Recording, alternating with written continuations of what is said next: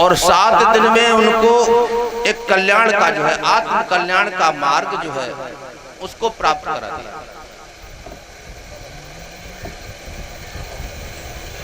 भगवत कथा में देखिए एक पहला भाग आता है कि अमुक नगर में एक आत्मदेव नाम का एक ब्राह्मण रहता है।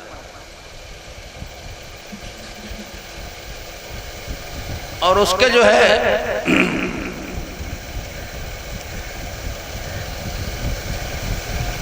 पत्नी को किसी ने फल दिया, फल उसने गाय को खिला दिया। उससे बाद में जो है दूसरा पुत्र पैदा हुआ।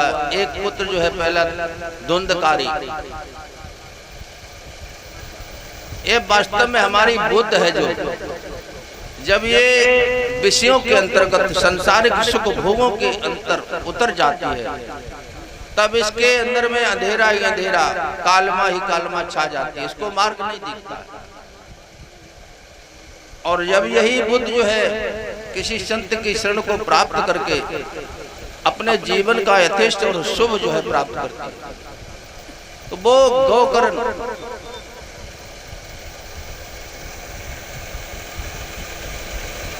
अब देखिए जो कथा जो वास्तव में सुखदेव जी ने परीक्षित जी को ज्ञान दिया था। अब वैसा ना तो परीक्षित जैसा कोई श्रोता है और ना सुखदेव जैसा कोई गर्भ योगेश्वर वीतरागी संत है। और कथा का जो एक भगवत तत्व है इसका 10वां और 11वां स्कंद।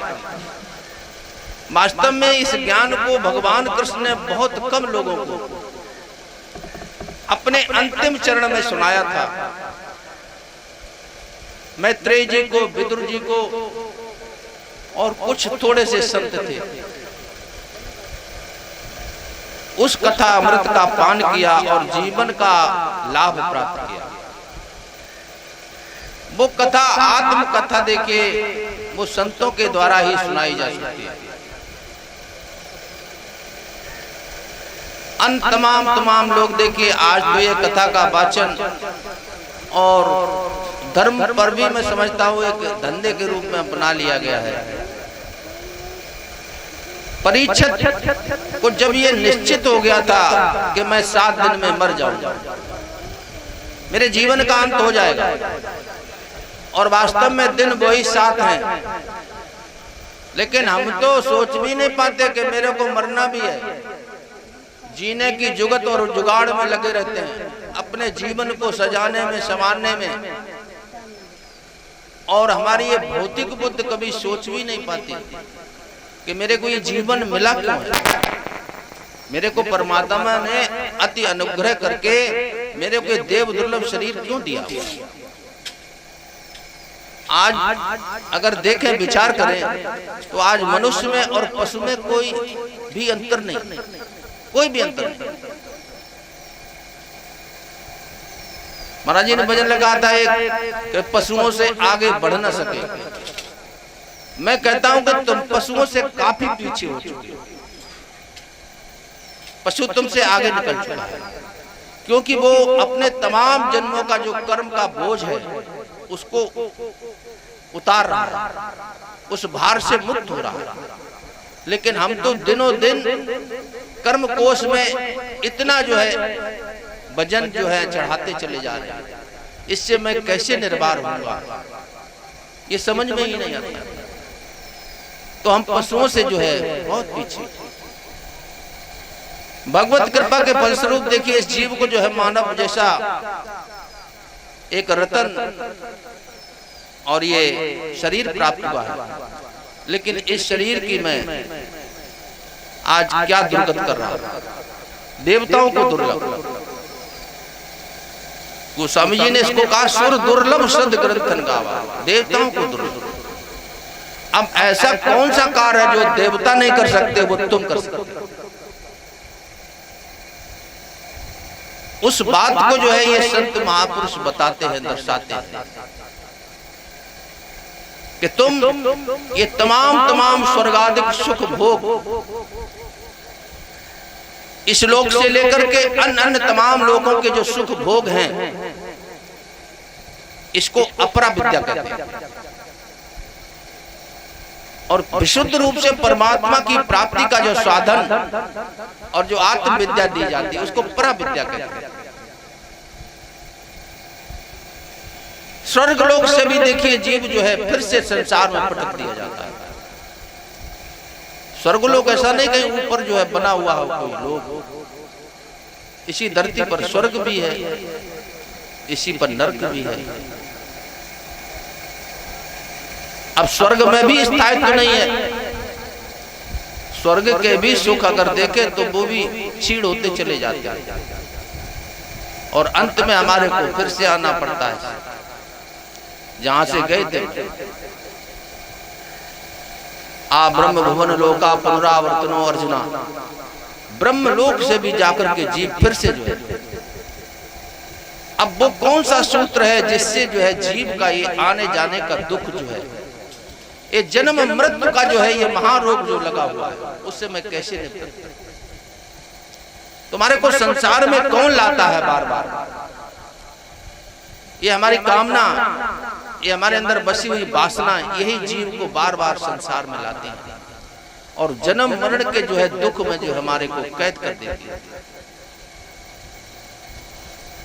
अब गुरु महाराज जी ने जो मार्ग दिया हुआ, देखिए हम कैसे अपनी इन तमाम इच्छाओं से, अपनी कामनाओं से विराम पा सकते।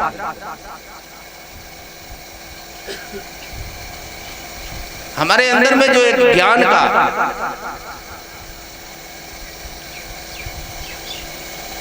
वैसे तो मैं ज्ञान स्वरूप ही हूं, लेकिन उस ज्ञान को, उस ज्ञान से मेरी विस्मृति हो चुकी है।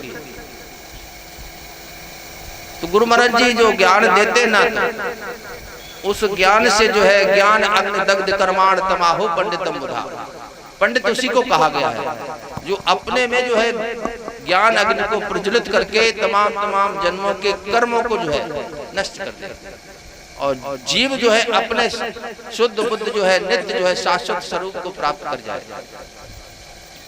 वो ज्ञान जो है गुरु महाराज जी ने दिया हुआ। लेकिन आजकल हम देखते हैं कि तमाम तरह की कथाएं और जो कुछ भी हो रहा है और वो भी ठीक हो रहा है।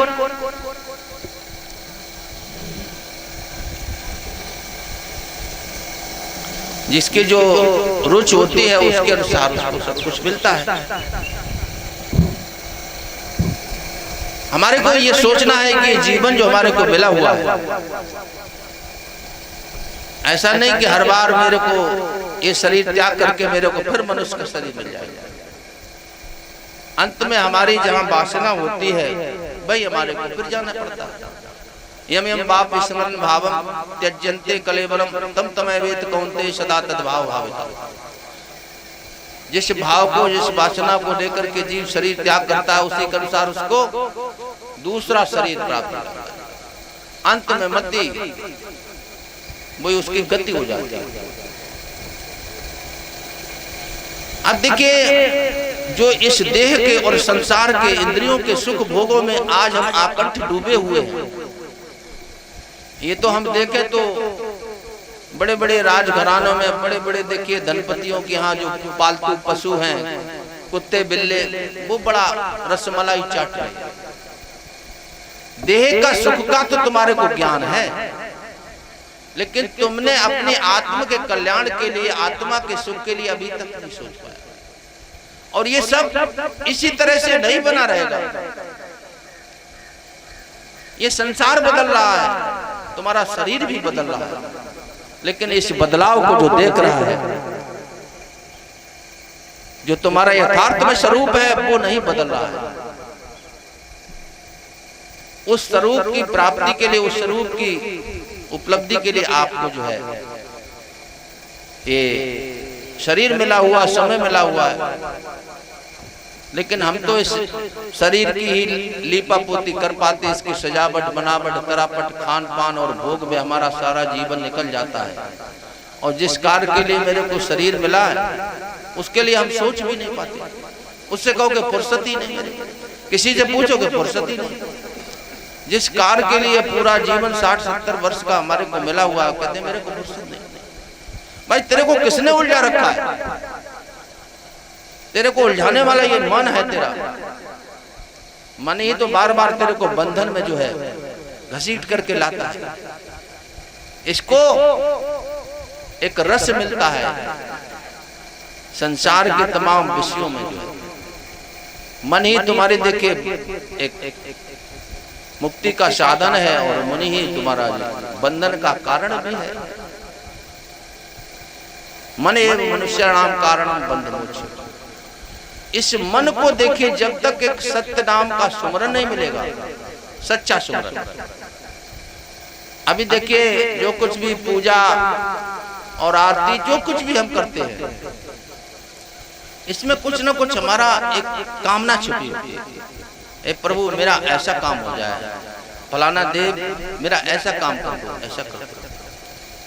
हमारे को भी मांगने का भी एक सलीका और तरीका शऊर अभी नहीं आ पाया कि इस शरीर को प्राप्त करके मेरे को क्या मांगना चाहिए। संतन के ढिग जाए के कछु न मांगे, और होनी है सो होएगी आगे की करतो। इस शरीर के उपरांत तुम कहां जाओगे? उसके लिए कुछ तुम्हारे को इंतजाम करना। और ये इतना बेशकीमती शरीर और समय प्राप्त करके और प्राप्त है मेरे को, और लेकिन ये क्षणभंगुर भी है, अभी है अभी नहीं। तो ऐसा हमारे में विवेक जो है अभी तक नहीं जागृत हो पाया। और विवेक जो है सत्संग से, संतों की, महापुरुषों की कृपा से। बिन सत्संग विवेक न हो, राम कृपा बिन सुलभ न सुलभ। रामायण में आया है, पहले मैं समझता था लिखा हुआ शायद कछुक काल कीजिए सत्संगा, उसमें लिखा हो बहुत काल कीजिए सत्संगा। तब ये मन में जो भय और भ्रम जो भरा हुआ है, वो जो है हमारा एग्जिट आउट होगा, डिलीट होगा।